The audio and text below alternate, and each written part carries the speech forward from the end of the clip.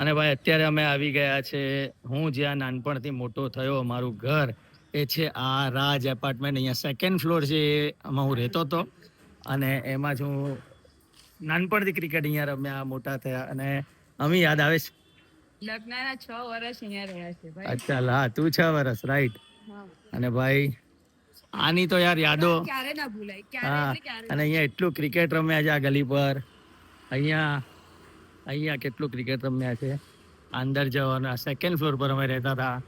28 વર્ષ મેં અહીંયા કાઢ્યા. બીજું શું યાદ આવે છે? બધું રોજના દેરાસર જવાનું મારા સાઈડ ને હા, મજામાં? કેમ છો? મજામાં? હા બસ આવીએ ચોક્કસ, પાક્કું. તો ભાઈ જૂના અમારા પાડોશીઓ મળી ગયા. હા એ જ જૂના પાડોશીઓ મળી ગયા. એટલે હજી પણ એ લોકો અહીંયા રહે છે. અને ભાઈ આ જે પેસેજ તમને બતાવું, ભાઈ આ પેસેજમાં પણ બહુ ક્રિકેટ રમ્યા નાનપણમાં. બધી જૂની યાદો છે અહીંયા ઘણી બધી.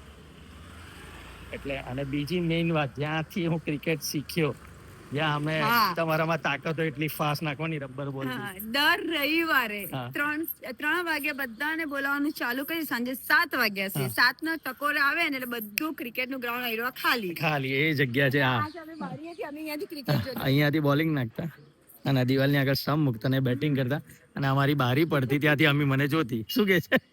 તું મને જોતી હતી ને ત્યાંથી. તો ભાઈ આ જૂની બધી યાદો ગોપીપુરાની છે. અને આજે બહુ સરસ મજાનો દિવસ રહ્યો. આજે ઘણા બધા દેરાસરોમાં દર્શન કર્યા. હવે અમે રજા લઈએ છીએ ગોપીપુરામાંથી. ચલો આવજો. છેલ્લે શું બોલવાનું? સાચું ને સાચું. બાય.